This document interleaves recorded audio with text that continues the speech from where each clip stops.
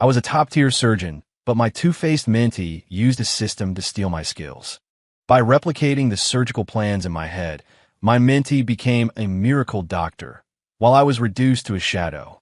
Together, he and my girlfriend framed me for medical malpractice, and a gangster I'd operated on had me beaten to death in an alley. When I woke up, reborn, I immediately quit my job and broke up with my fiancée. I went back to my hometown to become a country vet. Now, during the hospital's grand rounds, my mentee's head is filled with images of me delivering a piglet. During his next major surgery, the system takes over, and he ends up castrating the patient like a prize hog. As my mentee and my ex-fiancée are both dragged off to prison, I smile and turn on my live stream. All right, folks, what did you think of my gelding technique today? Any improvement? 1. I died in a cold, damp alley, discarded like a bag of trash. The last things I knew were fists, steel-toed boots, and the distorted face of a thug, his breath a toxic mix of cheap cigarettes and my own blood. In a moment my soul was ripped from my body, I finally saw the truth. Caleb Vance, my mentee, standing beside my fiancée, Amelia Reed, with that disarmingly earnest smile on his face. Inside his head, the damned prodigy surgeon system was greedily, mercilessly siphoning the last of my knowledge on microsuturing and vascular anastomosis. My only value, it turned out, was to be slowly and completely drain dry. A tidal wave of resentment, cold and venomous, flooded my fading consciousness. My mind snapped back from a thick, syrupy darkness like a drowning man breaking the surface. Harsh fluorescent lights stabbed at my eyes, and the familiar, sterile smell of antiseptic violently filled my lungs. My heart hammered against my ribs, a frantic, muffled drumbeat. This was the surgical locker room at the hospital. I turned my head, my neck stiff, and my eyes locked on the digital calendar on the wall. The date, sharp and searing, burned itself onto my retinas. 3 months ago, the exact day that two-faced parasite, Caleb, had first set foot in the surgical department, introduced by Amelia. The day that damned system had latched onto my brain like a leech. An arctic chill seized me. I stumbled to the sink, twisted the faucet, and threw handfuls of ice-cold water on my face. It streamed down my cheeks, darkening the white porcelain below. The face in the mirror was pale and young, the corners of my eyes not yet etched with the exhaustion and despair that were come. But my eyes, the terror, the bone-deep hatred, and the wild, frantic spark of a man who had clawed his way back from the grave. That wasn't the me of this timeline. Fragments of my past life exploded in my mind. Caleb, flawlessly executing my surgical plans in the OR, earning thunderous applause. Amelia, her eyes shining with an admiration for him that eventually curdled into disappointment and criticism of my decline. The surgical sponge deliberately left inside the gangster's abdomen. The cold, sterile termination letter in the hospital corridor. Amelia, on Caleb's arm, giving me one last look of pity and finality. The muffled thud of fists in the alley, the sickening crack of bone, and just before darkness consumed me, the cold, clinical notification from deep within Caleb's mind. Host knowledge transfer 100% complete. Permanent binding successful.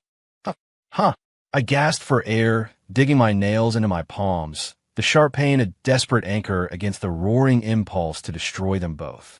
Not now. You can't lose it now.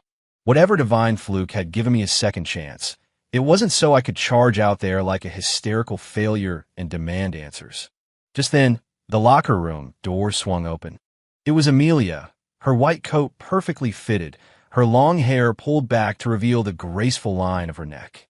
She wore that gentle smile I knew so well, a smile that now made my stomach clench. "Lucas, what are you spacing out for? Get changed. The new resident, Caleb, is observing today. The chief specifically assigned him to your gastrectomy. You need to show him the ropes." She walked toward me, reaching out to straighten my collar with an air of practiced intimacy. "It hasn't been easy for him, you know. He transferred from a fine arts program. His fundamentals are weak, but he's incredibly driven. Be a good mentor." Her fingers, with their familiar cool touch, brushed against my skin. I recoiled as if bitten by a snake. The movement was so abrupt that her smile froze, a flicker of confusion and hurt in her eyes. Lucas, she asked, her voice cautious. Those were the hands that, in my past life, had worked in concert with Caleb's guidance to leave that fatal sponge behind. This was the gentle face that had looked down at the floor during the malpractice hearing, her silence a damning confirmation of every accusation against me. A wave of cold hatred and profound nausea churned in my gut. I fought it down, using every ounce of willpower to keep from vomiting. Not here, not now. I avoided her gaze, my voice a dry rasp forced from a frozen throat. Got it. I practically shoved past her, striding into my locker, my knuckles white from clenching my fists. Pushing through the heavy, airtight doors of the operating room, the sterile scent hit me full force, mixed with the cold tang of metal instruments. The surgical lights were already on, casting a harsh, shadowless glare on the operating table. Nurses moved with quiet efficiency, their instruments clinking softly. The anesthesiologist murmured to the circulating nurse, confirming the patient's vitals. Caleb was already scrubbed in, wearing a mask and cap, leaving only his eyes visible. Those eyes were currently fixed on the floor in a perfect imitation of humility, radiating just the right amount of nervous energy and eagerness to learn. He was standing in the first assistant spot. Seeing me, he gave a slight bow, his posture radiating deference. His voice, muffled by the mask, had a deliberate, gentle warmth. Dr. Thorne, sorry to bother you. This is my first time in a major surgery like this. I'm worried I won't be able to keep up, or that I'll slow you down. If I do anything wrong, please don't hesitate to tear into me. What a flawless performance. What a pathetic, sycophantic little worm. The me of the past had been completely fooled by this harmless, hard-working act. I walked directly to the head of the table, ignoring him and his display of self-deprecation. My gaze swept over the steady waveforms on the anesthesia monitor, then settled on the sterile drapes covering the patient's abdomen. The entire roadmap for the gastrectomy, the dissection planes, the lymph node clearance, the anastomotic techniques materialized in my mind with crystalline clarity. Let's begin, I said. My voice was unnervingly calm, betraying nothing. The scalpel descended, its number 10 blade parting the skin with clean precision. The faint sizzle of the electrocautery pen was the only sound in the focused silence. My movements were fast, precise, and steady, each step executed with textbook accuracy and a kind of cold mechanical efficiency. The experience of my past life, combined with the absolute clarity of my rebirth, made my technique even more fluid than it had been at my peak. Metzenbaums, DeBakey's, suction. The commands came one after another. I controlled the room's tempo, keeping it fast-paced but orderly. I could feel Caleb standing just a step behind me, a silent phantom. And I could feel it, an invisible, voracious presence locked onto my brain. It was scanning, copying a high-speed Xerox machine, stealing every thought, every prediction, every minute adjustment I made. Just as I thought, the damned system was already at work, beginning its shameless plunder from the moment it latched on. In my past life, I'd been clueless, assuming Caleb was just a prodigy with a terrifyingly fast learning curve. A cold smirk formed in my mind. Go ahead, steal. Take all the experience I bled for and use it as your ladder to the top. Except this time, the top of that ladder isn't glory. It's a custom-built hell just for you. The surgery proceeded smoothly. The stomach was mobilized, and I needed to deal with a particularly tortuous artery. The thought had barely formed in my mind. Use the right-angle clamp to carefully dissect, ligate proximally and distally, then divide. Almost simultaneously, Caleb moved. As if predicting my every intention, he smoothly and helpfully placed a spare right-angle clamp right where my hand was about to move. The timing was so perfect it was chilling. Dr. Thorne, did you need this? His masked voice was laced with the perfect amount of humble insight. I didn't take it. I didn't even look at it. My hand changed its trajectory mid-air, seamlessly reaching for the instrument tray myself and picking up a curved dissector that felt better in my hand. The motion was fluid, without a hint of hesitation, as if his gesture and his question had never happened. Caleb's hand, holding the now redundant clamp, froze in mid-air. Through his mask and cap, I saw the unmistakable flash of shock and confusion in his eyes. It was a look that screamed, wait, the system told me he was going to use a right-angle clamp. Why did he change his mind? A tiny ripple of dissonance disturbed the calm in his eyes. It was the bewilderment of the system's feedback clashing with observed reality. Good. I kept my focus on the surgical field, the curved dissector in my hand deftly maneuvering around the vessel. My voice was steady as I gave the next command, 4-0 silk tie. The scrub nurse immediately slapped a needle holder into my waiting palm. I tied off the vessel and divided it. The entire sequence was seamless, completely bypassing his predicted step. The operation continued. Every time Caleb tried to anticipate my next move based on the stolen data from my brain, offering an instrument, preparing for a maneuver, even verbalizing a need before I did, I would pivot, changing my strategy in a way that was completely natural and surgically sound. Sometimes I'd switch to a different, more suitable instrument. Sometimes I'd alter the sequence of the dissection. Sometimes I'd employ a more elegant, albeit more technically demanding, technique. Every single pivot left Caleb's offered instrument hanging uselessly in the air or his helpful comment stuck in his throat, making him look awkward and superfluous. He was a puppet whose strings I held, but his master, the system, kept feeding him the wrong script. The confusion in his eyes deepened.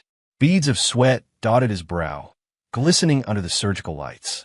His carefully constructed mask of humility was beginning to crack, replaced by a frustrated shame and a rising panic at his inability to control the situation.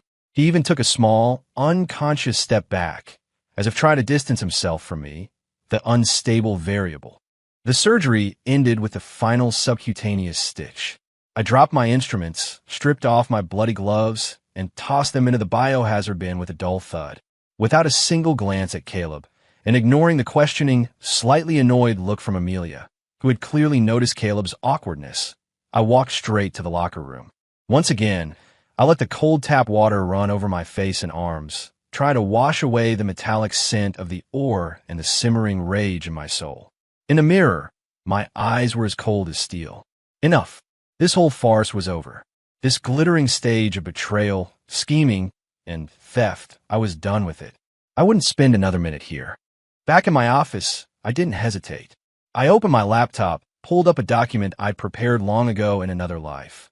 A clean, simple letter of resignation, and hit print, with the quiet hum of the printer as my soundtrack. I picked up a pen and signed my name at the bottom. The ink bled slightly into the paper, a final, decisive act of severance. Resignation in hand, I headed for the chief of surgery's office. I ran into Amelia in the hallway. Her face was a mask of concern, tinged with an annoyance she couldn't quite hide. Lucas, about this surgery. Did Caleb do something to upset you? I saw him. I stopped and looked at her. This face, which I had once loved, which I had wanted to see for the rest of my life, now felt like a stranger's. The image of her standing with Caleb, united against me, was burned into my memory. Amelia. I cut her off, my voice as flat and emotionless as a frozen lake. We're done. The color drained from her face. Her expression fractured like fine china. What? Lucas, what are you talking about? Is this because of Caleb today? It has nothing to do with him, I said, my tone absolute. I just realized we're not on the same path. This is where it ends. I didn't wait to see the tears that I knew were welling in her eyes. In my past life, those tears could melt my resolve. Now they just seemed cheap. I walked around her frozen form without a backward glance and knocked on the chief's door. Inside, I placed the letter on the wide mahogany desk, sliding it in front of the startled chief of surgery. Dr. Albright, thank you for everything, I said, my voice calm but unyielding. I'm resigning. The chief was clearly floored by the 1-2 punch of our breakup and my resignation. He picked up the letter, looked at me, then back at the letter, searching my face for any sign that this was a joke or a heat-of-the-moment decision. Thorne, what the hell is this? You're the cornerstone of this department. Is the pressure getting to you? The board is about to review your promotion too. It's not the pressure, I interrupted again, my gaze steady. I've just found a different path. My mind is made up. Please accept my resignation. I'll complete all the necessary handover procedures. Without giving him a chance to argue, I gave a slight nod, turned, and left the office, leaving him staring, dumbfounded, at the single sheet of paper in his hand. The moment I stepped out of the hospital's main entrance, the midday sun was blinding. I squinted at the towering, sterile building. All my past life's glory, struggles, pain, and ultimate destruction were buried within those walls. And in that moment, I felt a profound sense of release, as if a mountain had been lifted from my shoulders. The city air was thick and loud. I pulled out my phone and, without a moment's hesitation, found a contact labeled Uncle Jack. The call connected, and a booming voice, thick with an Appalachian accent, crackled through the speaker. "Well, hey there, son. What's got you calling your old uncle on a work day?" "Uncle Jack." I took a deep breath, my voice calm and settled. "I quit. I'm sick of the hospital. You mentioned a while back that the vet clinic in Red Creek was short-staffed, that you were run off your feet. You still looking for an apprentice?" The line went silent for a few seconds, the shock palpable even over the phone. Then his voice came back, twice as loud, threatening to blow out my eardrum. "What? You quit? To be a vet's apprentice? Lucas Thorne, our family scraped and prayed to God to get you through medical school. You're the Thorne family's pride. Did a Daniel kick you in the head?" I could picture him pacing and waving his arms, and a small smile touched my lips, the first genuine one in what felt like an eternity. The gloom that had settled over my soul seemed to lift just a little. "Uncle Jack, I'm done being a doctor for people. I want a different life. A quieter one. Patching up livestock seems like a good start. So, are you hiring or not?" Another pause, followed by a long, heavy sigh laced with frustration and a hint of concern. "Lord have mercy. You always were a stubborn mule." Fine. You're a grown man. I can't tell you what to do. If you can really stomach the dirt and the smell, you get your butt back here tomorrow. Old man Hemlock's prize cow has been in labor all day, and he's about to have a conniption. You could try your hand at that." "Good. I'll be there tomorrow."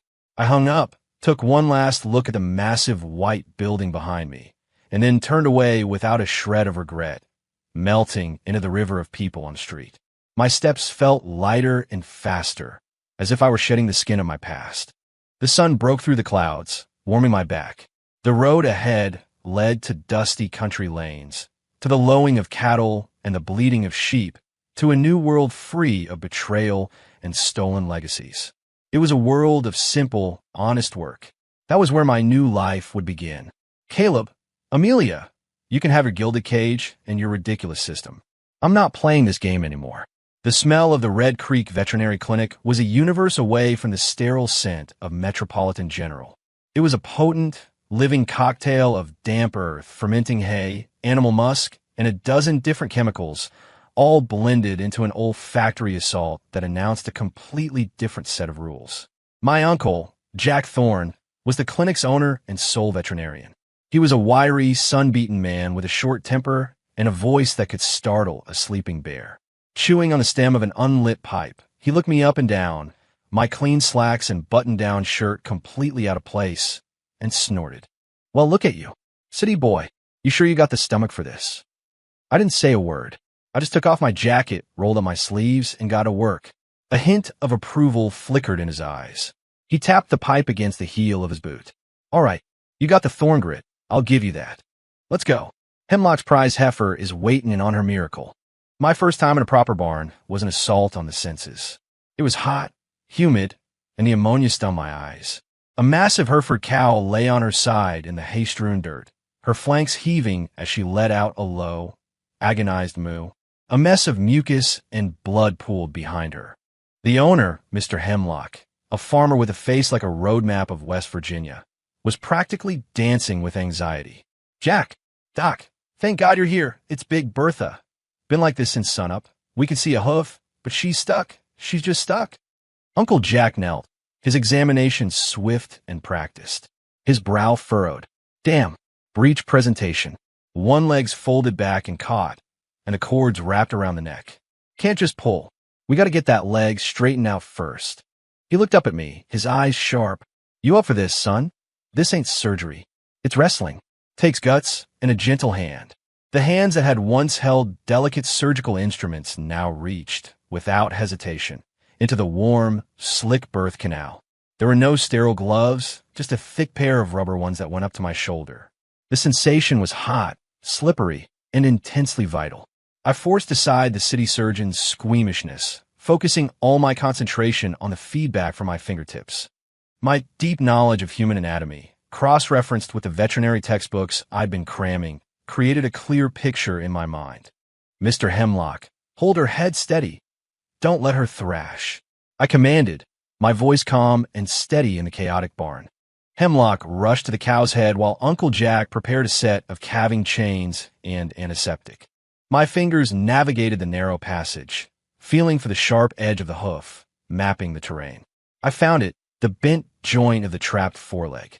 I could feel the position of the calf's neck, the tightness of the umbilical cord.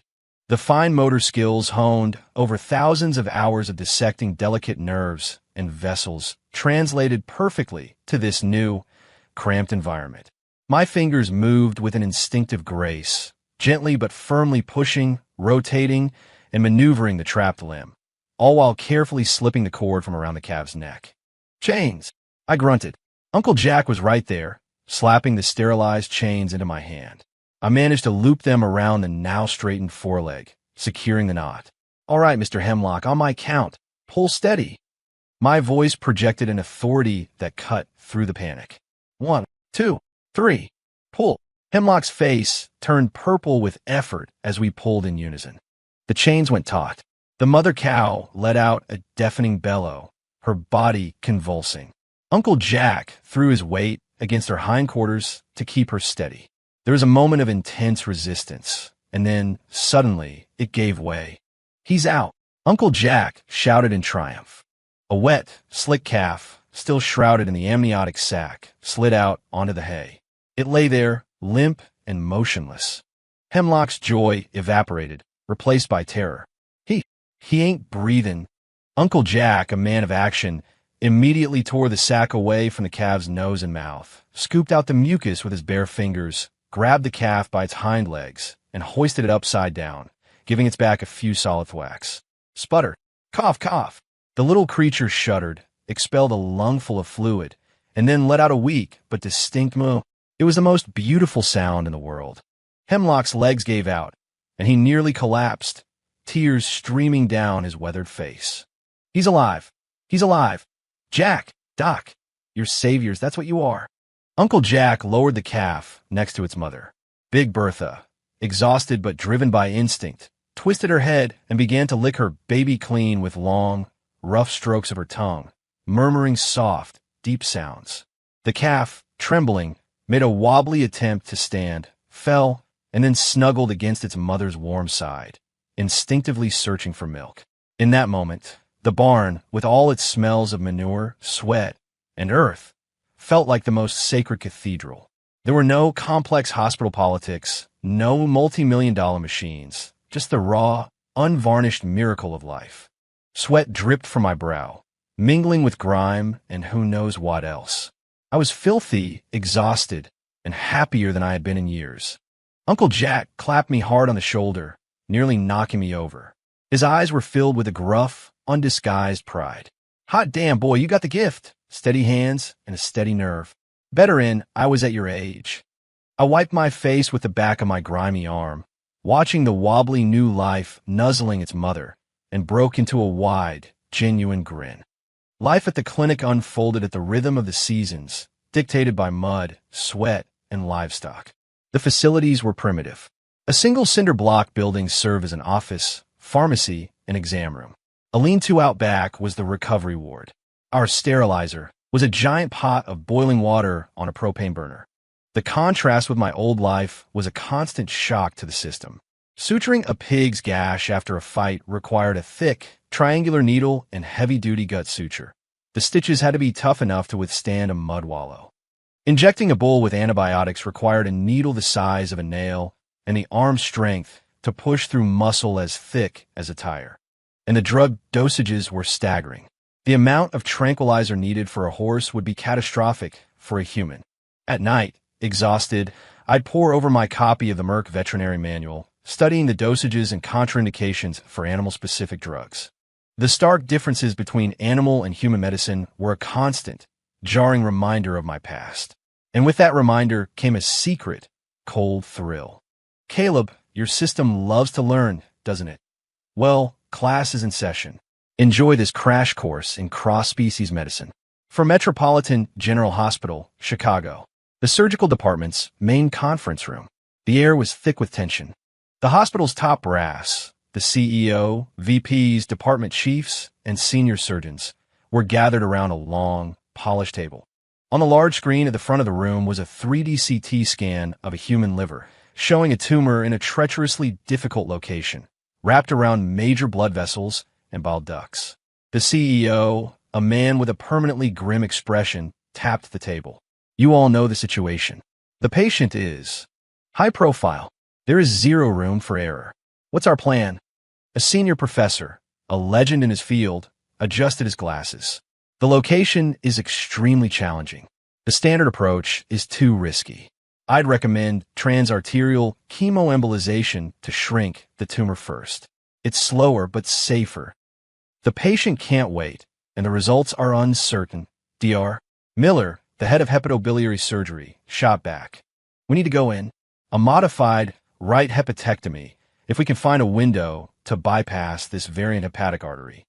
The debate raged, a storm of medical jargon and competing egos. Caleb Vance sat near the back, his palms sweating. He was having a terrible day. From the moment he'd woken up, his mind had been a chaotic mess of veterinary information. One second, he was reliving the case of a sow with postpartum fever from the night before. The next, he was calculating the correct dosage of dewormer for a lamb. The next, he was mentally reviewing the proper technique for castrating a boar. Images, smells, and treatment plans for livestock flickered through his brain like a corrupted slideshow, crowding out the human medical knowledge he desperately needed. He tried to focus on the CT scan to trace the vascular anatomy. But as soon as he did, his mind was hijacked by another image. A cow in the throes of a difficult birth, a single, twisted calf leg protruding, and the steady, slime-covered hands of Lucas Thorne. Damn it, not again! Caleb squeezed his eyes shut, digging his nails into his leg to fight back the mental invasion. He tried to recall videos of complex liver surgeries he'd studied, but the system seemed to be actively working against him, pushing a notification into his consciousness. Target subject, Lucas Thorne. Current knowledge base, veterinary medicine, large animal. Synchronization level, high. Dominant thought patterns. Emergency intervention, gross anatomy, pragmatism. Dr. Vance. The CEO's voice cut through the fog, sharp with annoyance. Caleb, are you with us? We are grooming you as the future of this department. A complex case like this is exactly where we need fresh, innovative thinking. What's your take? If you were the primary surgeon, what approach would you take to mitigate the vascular risk? Every head in the room turned toward him.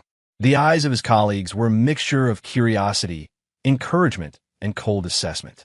A hot flush spread across Caleb's face. He scrambled to his feet, his mouth suddenly dry. His mind was a complete blank, save for the stampede of veterinary knowledge. The anatomy of a pig's abdominal cavity, the procedure for a bovine ruminotomy, the treatment for ovine intestinal blockage. The elegant vascular network of the human liver was being crudely overwritten by a diagram of something with fur and hooves. He opened his mouth, but no sound came out. Under the CEO's increasingly impatient glare, and in the suffocating silence of the room, a single, horrifyingly inappropriate phrase escaped his lips, completely against his will. A vaginal speculum. The words hung in the air. A what? The CEO asked, his brow furrowed in disbelief. A younger resident nearby let out a choked snort of laughter before quickly covering his mouth. A cold sweat drenched Caleb's shirt. He knew he'd said something catastrophic, but in his panic, his brain only scrambled the signals further. The system's veterinary data surged. He tried to backtrack, to salvage the situation. No, Mr. CEO, what I meant was, the location is deep. Exposure will be difficult. We'll need to achieve maximum dilation. Like with a breech calf. Patient. We need to fully expose the surgical field. Yes, exposure. He was rambling, digging his own grave. The moment breeched calf left his lips, the atmosphere in the room shifted from confusion to outright absurdity. Muffled chuckles rippled through the room. The senior professors exchanged looks of sheer disbelief. Dr. Miller's face was a mask of open contempt. Dr. Vance. The CEO's voice was now dangerously quiet, colder than ice. I think you're overworked. Your thinking is muddled. Sit down and listen to your seniors. Caleb collapsed back into his chair as if his bones had turned to jelly. He could feel the stares from every direction. Mocking, disappointed, questioning. There were like 1,000 tiny needles piercing his skin. The shame was suffocating. It was over. His reputation, the brilliant prodigy image he had so carefully cultivated, had just been shattered. It has to be Lucas. The thought was a venomous snake in his mind. His resignation, him hiding out in the country, playing vet. It's all a ploy to poison my system with this disgusting, filthy animal knowledge. He's trying to ruin me. He didn't hear another word of the meeting. His mind was consumed by a single, frantic thought. I have to find Lucas. Now, I have to make him come back. This has to stop. The moment the meeting was adjourned, Caleb bolted from the room, not even bothering to take off his white coat. Ignoring Amelia's worried calls, he sprinted to the parking garage, slammed his car into gear, and floored it, blindly following the GPS coordinates for a place called Red Creek. As the city skyline blurred past his window, a single thought screamed in his head. Lucas Thorne, you have to come back. Stop this right now. When Caleb's black sedan, a creature of the city entirely at odds with the dusty country road, skidded to a halt in the gravel driveway of the Red Creek Veterinary Clinic, I was in the middle of removing sutures from a Hereford that had tangled with a barbed wire fence. The shriek of tires and the spray of gravel startled the animals in the recovery pen. The Hereford flinched, nearly pulling me off balance. What in the Sam Hill? Uncle Jack's annoyed voice boomed from the pharmacy. I steadied myself and looked up, frowning. The car door flew open and Caleb stumbled out. His expensive suit was rumpled and dusty, his hair was a mess, and dark circles ringed his bloodshot eyes.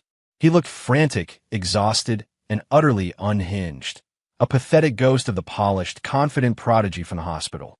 He staggered into the open-air treatment area, the potent smell of livestock and manure making him instinctively recoil and cover his nose. His wild eyes scanned the area, passed over the nervous Hereford, and then locked onto me. Lucas! His voice was a hoarse, pleading croak that had lost all its manufactured charm. What? What are you doing in a place like this? Look at this, look what you're doing. He gestured wildly at the primitive setup, at the patches of manure on the dirt floor, at the faded, stained canvas apron I wore over my jeans. His tone was a bizarre mix of horror and accusation. I calmly continued cleaning my instruments, rinsing the suture removers under a stream of water from the tap. I didn't even look at him. It's exactly what it looks like, Caleb, I said, my voice flat. I'm a vet. I treat animals. It's interesting work.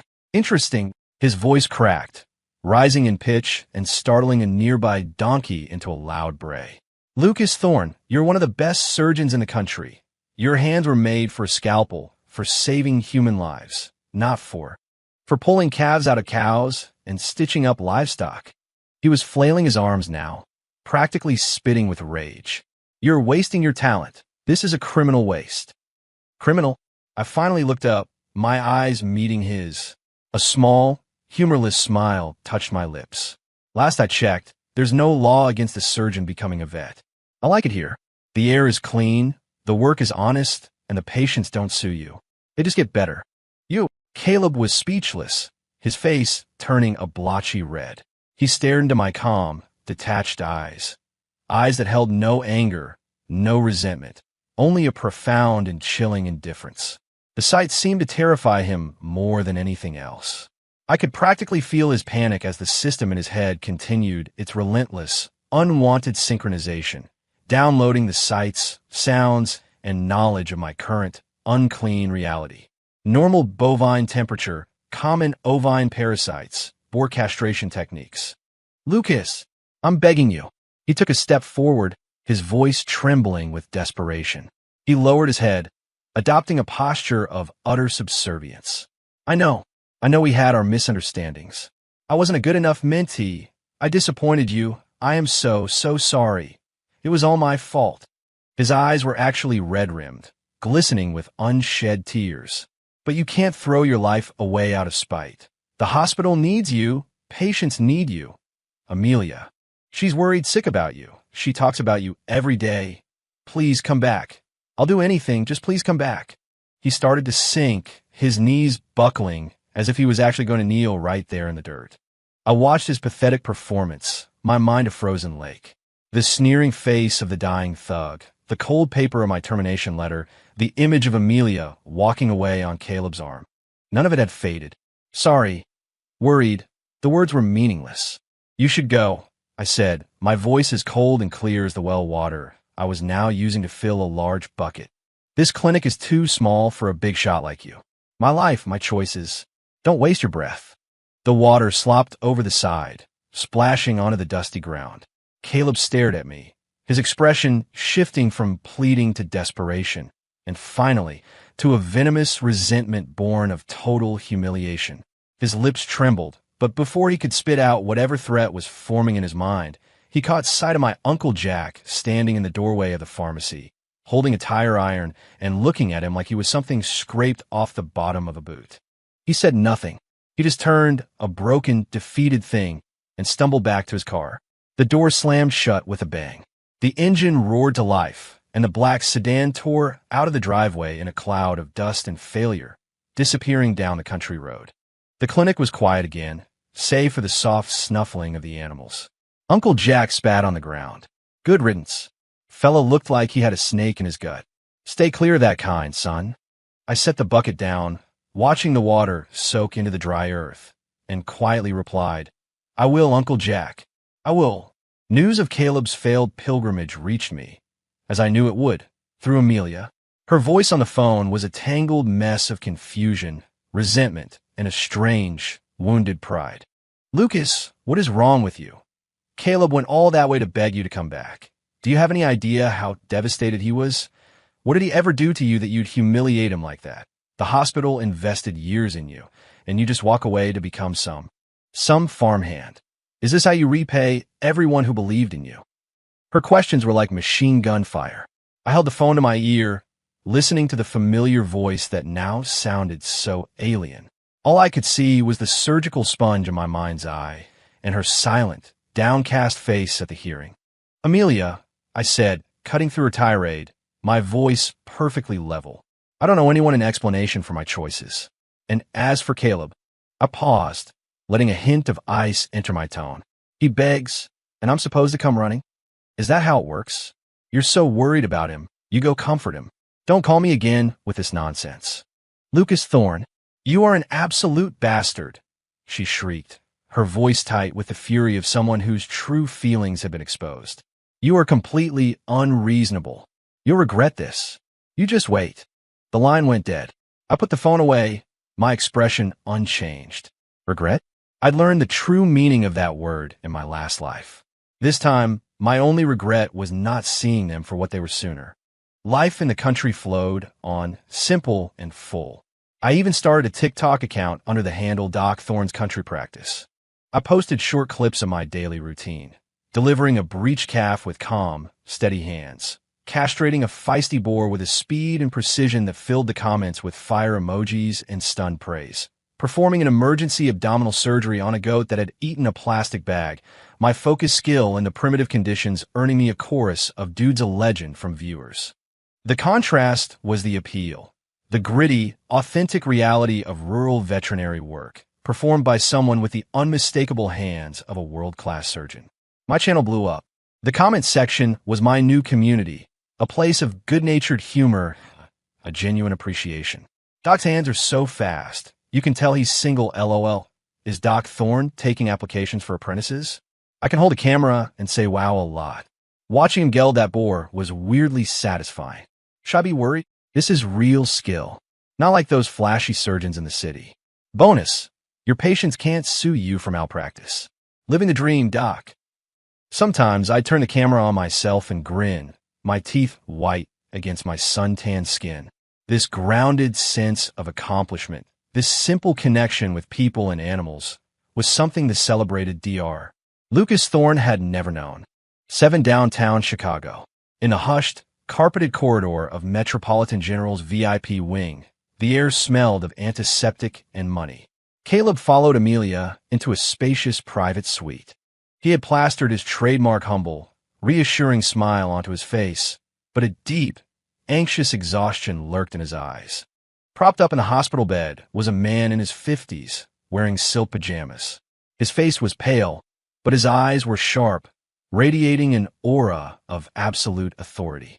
This was Roman Sterling, CEO of Sterling Holdings, a man who had clawed his way from the city's roughest neighborhoods to the top of its corporate ladder, with a reputation for being ruthless in both arenas. He had been admitted for acute cholecystitis, a severe gallbladder infection with an impacted stone. The surgery itself, a cholecystectomy, was routine, but the patient was not. "Mr. Sterling, feeling any better?" Amelia's voice was warm and professional. "This is Dr. Caleb Vance, one of our most gifted young surgeons. He'll be leading your procedure." Caleb stepped forward, bowing his head slightly. "Mr. Sterling, it's an honor. Please, don't worry about a thing. A cholecystectomy is a very standard procedure, and you're in the best possible hands." His voice was a soothing balm of confidence. Sterling's sharp eyes assessed Caleb for a long moment, then flickered to his name badge. He gave a curt nod. "Dr. Reed will be assisting, correct? I trust this hospital. Get it done.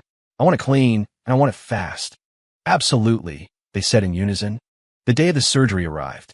Under the glare of the Aura lights, Roman Sterling lay peacefully on the table, his abdomen prepped and draped. The anesthesiologist gave a thumbs up. Caleb took a deep breath, exchanging a confident glance with Amelia. He took the scalpel. The incision was clean and practiced. Amelia was a perfect assistant, anticipating his every need, managing bleeding, and keeping the field clear. Everything was going by the book. He retracted the liver, exposing the inflamed, angry-looking gallbladder. He carefully began to dissect the crucial anatomical landmark, the triangle of Callot, where the cystic duct and artery are located. This was his chance to prove himself, to erase the humiliation of the breached calf incident. But just as his forceps were about to grasp the cystic duct, a violent, overwhelming wave of information slammed into his brain. It was a high-voltage shock of pure, unfiltered data, not human anatomy. It was the anatomy of a large boar prepped for castration. The bulging, heavy scrotum, the testicles that needed to be located, isolated, and removed. The system's notification was cold and absolute. Target subject, Lucas Thorne, is currently engaged in high-focus procedure. Porcine castration, gelding. Key techniques, spermatic cord isolation, rapid hemostasis. Synchronizing user thought patterns. "No," Caleb screamed internally. He fought to pull his focus back to the human gallbladder in front of him, but the system's control was absolute. The veterinary knowledge flooded his consciousness, overriding everything else. His eyes saw a gallbladder, but his brain and his hands registered the anatomy of a pig. His movements became subtly wrong. The way he held the forceps, the probing motion of his fingers, it mimicked the technique for isolating the spermatic cord. The slight hesitation was enough to make Amelia frown. "Caleb, the triangle is here," she whispered, tapping the correct spot with her own instrument, a hint of tension in her voice. The reminder snapped him back, but only for a moment. He managed to ligate and divide the duct and artery. The gallbladder came free. The worst seemed to be over. Amelia visibly relaxed. As they prepared to close, Caleb's eyes drifted down the patient's draped body. And in that instant, the system struck again with the force of a tidal wave. Porcine castration, final step, scrotal incision, testicular extrusion, cord severance. High-fidelity action, synchronization engaged. Caleb's pupils contracted to pinpricks. His mind went blank. His body was no longer his own. Before him was not a human abdomen, but the scrotum of a prize hog. A bizarre, overpowering sense of surgical purpose, a horrifying muscle memory, took control of his arms. Hemostat. Caleb's voice was sharp, a clipped command he didn't recognize as his own. Confused but conditioned to obey, Amelia slapped a Kelly clamp into his hand. In a horrifyingly fluid motion that no one could have anticipated, Caleb's left hand shot out. He grabbed the patient's groin through the sterile drape, his fingers expertly isolating a target, mimicking the act of pushing a testicle into position for incision. His right hand, holding the steel hemostat, moved with the vicious, practiced precision of a master butcher. With a sickening snap, he brought the clamp down hard. Gagag! A scream of such primal, soul-shattering agony ripped from Roman Sterling's throat that it seemed to shake the very foundations of the room. His body, which should have been inert under deep anesthesia, arched violently off the table, convulsing in pure, unadulterated torment. The or was plunged into a horrified, deafening silence. Amelia's needle driver clattered to the floor. Her mouth hung open, her eyes wide with sheer, uncomprehending terror as she stared at Caleb, then at the convulsing patient. The anesthesiologist, his face as white as a sheet, fumbled with his monitors. Impossible. He's under deep. He shouldn't feel anything. A nurse screamed. Caleb stood frozen, his hands still holding the clamp. The cold steel, the unnatural texture of what it had crushed. The sensations finally broke through the system's control. He looked down at his own hand, then at the draped area where the clamp was still latched on, and the full, world-ending gravity of his action crashed down upon him. He had just castrated Roman Sterling. The hemostat slipped from his numb fingers, hitting the floor with a loud, metallic clang that sounded exactly like a guillotine. Ate the cold iron bars of the cell were the first thing Amelia saw when she woke up, and the last thing she saw before she fell into a fitful, nightmare-plagued sleep. Medical malpractice. Aiding and abetting aggravated assault. Sentence: 1 year, state penitentiary. The words were a brand on her soul. Her medical license was revoked. Her career, her future, her entire identity gone. The fall from grace was a chasm, and she was at the bottom. Days were spent in mind-numbing labor, her hands, once skilled enough for delicate surgery, now raw from menial tasks. Nights were spent reliving the horror. Caleb's eyes, possessed by that alien purpose. The shockingly fast, brutal motion of his arm. The sickening crunch of the hemostat. Roman Sterling's inhuman scream. The crimson stains spreading rapidly on the sterile blue drape. Art.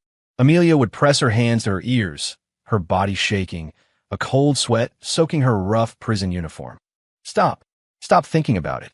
But she couldn't. At the malpractice hearing, faced with the undeniable video evidence and the full, terrifying wrath of the Sterling family, Caleb had completely fallen apart.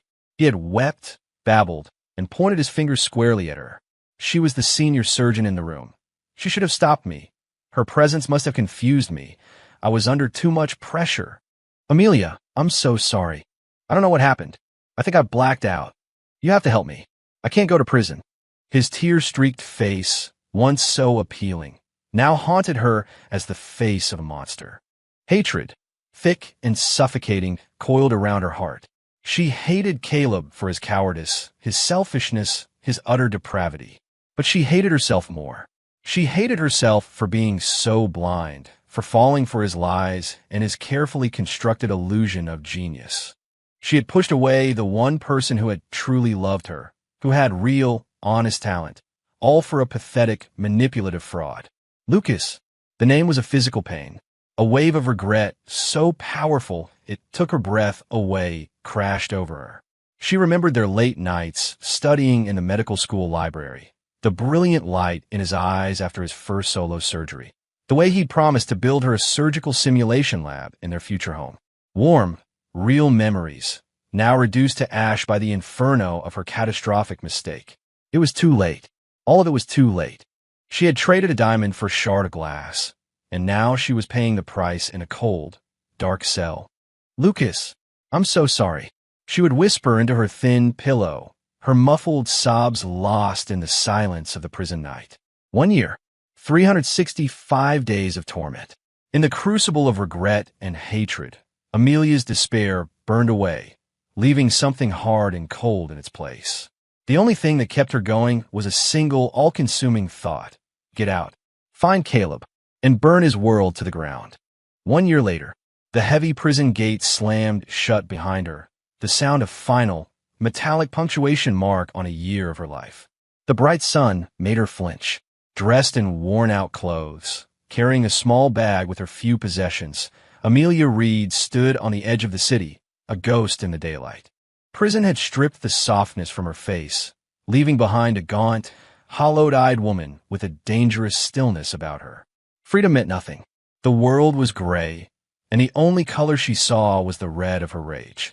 She didn't go home. She didn't call friends or family. Shame was a cloak she wore constantly. She vanished into the city's underbelly, taking a windowless room in a rundown boarding house and picking up cash-in-hand jobs, washing dishes, hauling trash, anything to survive.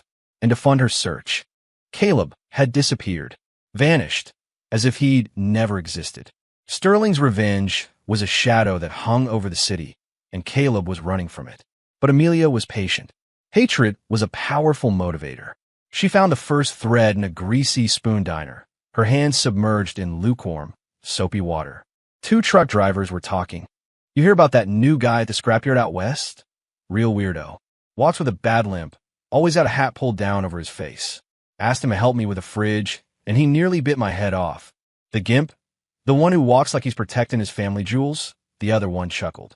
"Heard he got into it with the wrong people. Total mess." "Yeah, that's him. Name's Chris or something. Lives out there like a rat." "Limp? Protecting his jewels? Name starts with C." Amelia's hand stopped moving. The water ran over her cold, still fingers. A jolt went through her body. She slowly lifted her head, her face a blank mask. But deep in her eyes, the embers of her hatred roared into a white-hot flame. The scrapyard on the city's industrial fringe was a wasteland of rusting metal and decay. Hidden behind the skeletal remains of a burnt-out car, Amelia watched. It was him. He was dressed in filthy work clothes, a grimy baseball cap pulled low, but she knew him instantly. His body was stooped, his posture broken. He moved with a shuffling, agonizing limp, dragging his left leg. She watched as he struggled to lift a heavy engine block, his face contorted in pain. A cold, vicious satisfaction filled her. Roman Sterling might not have found him, but his foot soldiers clearly had. She watched him for 2 days, a predator studying its prey. She saw him retreat at night to a makeshift home in a rusting shipping container. She saw him eat cheap, canned food, a man living in a permanent state of pain and fear. On the third night, a cold rain began to fall. As Caleb limped back to his container, fumbling with a rusty padlock, a voice emerged from the darkness behind him. "Caleb." He froze, his body going rigid. Slowly, terrified, he turned. Amelia stood in the rain, a wraith in black. Her wet hair was plastered to her pale face, and her eyes burned with an unholy light. "Hey, Amelia." His voice was a choked, terrified whisper. How'd you find me? You're out." She didn't answer. She just walked toward him, her steps slow and deliberate. "Why?" she asked, her voice a dead, rasping sound. "Why did you throw me to the wolves?" Inside the cramped, foul-smelling shipping container, a single bare bulb flickered overhead, casting dancing, monstrous shadows on the corrugated steel walls. Caleb huddled on a makeshift bed, trembling. "Amelia, I'm sorry. I swear I'm sorry," he sobbed, his face a pathetic mask of fear. I couldn't control it. It wasn't my fault. It was—" He stopped, a wild, cornered look in his eyes. "It was what?" Amelia's voice was like chipping ice. "Tell me." "It was the system," he screamed, the words tumbling out in a torrent of madness and confession. "A prodigy surgeon system. It latched onto me, but it needed a host to draw knowledge from. I chose Lucas. It copied his skills, his thoughts. That's how I got so good. I was going to be the greatest surgeon alive, but he ruined it." His voice turned venomous. "He must have figured it out. That's why he ran away to become a damn vet. He started poisoning the system with all that. That filth, animal medicine. When I was operating on Sterling, my head was full of it. Castrating pigs. The system made me do it. Amelia. It took over. I couldn't stop it. It was Lucas. Lucas destroyed me. He destroyed us both." The insane, impossible truth slammed into Amelia. All of it. A lie. A theft. He had used her, used Lucas, used everyone. She was just a pawn in his parasitic climb to glory. The sheer, soul-crushing absurdity of it all washed over her. A low, guttural laugh escaped her lips. It grew louder, more hysterical, a sound of pure, broken madness that echoed in the metal box. "A system. Lucas. Destroyed us. Ha, ha, ha, ha." She laughed until tears streamed down her face, cold tears of utter despair. Then the laughter stopped. She straightened up, her face wiped clean of all emotion. A dead, terrifying calm settled over her. The last spark of light in her eyes went out, leaving only a black, bottomless void. "Then let's go to hell together, Caleb," she whispered. His face froze in terror. "No. Amelia, what are you doing?" "No." She lunged for a corner of the container where several plastic gas cans, salvaged for scrap, were stored. She wrenched the cap off one, and the overpowering stench of gasoline filled the air. "No, you're crazy. Stay away from me," he shrieked, trying to scramble away on his shattered leg. But it was too late. Cold, sloshing gasoline drenched him, drenched her, the fumes instantly intoxicating. Her face was serene, almost beatific. She pulled a cheap lighter from her pocket. Flick! A tiny flame danced in the darkness. Caleb's eyes were wide with the finality of his terror. A strange, peaceful smile touched Amelia's lips. She let the lighter fall. A few days later, a plain cardboard box with no return address showed up at the Red Creek Clinic. My name was scrawled on it. I was in the back pen, checking the foredrip for a ewe that had needed a C-section. Uncle Jack brought the box out. "For you, son. From a city. Any idea who?"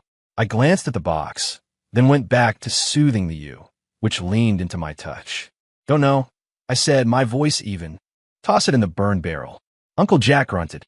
"Suit yourself." He took the box to the barrel where we burned trash and medical waste.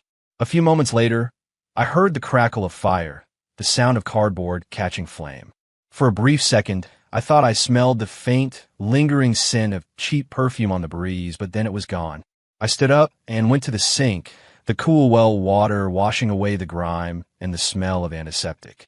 The sun streamed through the gaps in the lean-to roof, glinting off the water. From the front yard, I heard the rumble of a tractor and Mr. Hemlock's booming voice. "Doc Thorne, you in there? My hogs are off their feet again. Think it's time for another round of dewormer?" "Coming," I called back, drying my hands on my jeans. A genuine smile spread across my face. I walked out into the bright, warm sunlight and pulled out my phone, opening the TikTok app. My account, Doc Thorne's Country Practice, was flooded with notifications. The latest video, the wobbly first steps of the calf I delivered, had thousands of views. The comments were a stream of warmth and goofy humor. I smiled, shook my head, and hit the go live button. The camera focused on a few lambs basking in the sun. "Hey y'all, afternoon," I said, my voice relaxed and cheerful. "Just finished up with a C-section. Mr. Hemlock's pigs are feeling a little under the weather, so I'm heading over there next. Thought while I had a minute, we could talk about summer parasite control. Now, the dosage for a pig is way different than for a cow, and if you get it wrong, you're going to have a real bad day." In the frame, I was just a man in a faded work shirt, standing in a dusty yard, surrounded by animals and the rolling green hills of West Virginia. The sun was warm, the breeze was cool. No schemes, no stolen glory, no betrayal, just the hard, satisfying work of healing and the simple, honest trust of the creatures in my care. I adjusted the camera, watching the friendly comments scroll by. Now, when you're dosing a cow, you gotta be quick or you'll end up wearing more of it than they swallow. The live stream was full of laughter and light. This was my life now. Real, grounded, and entirely my own.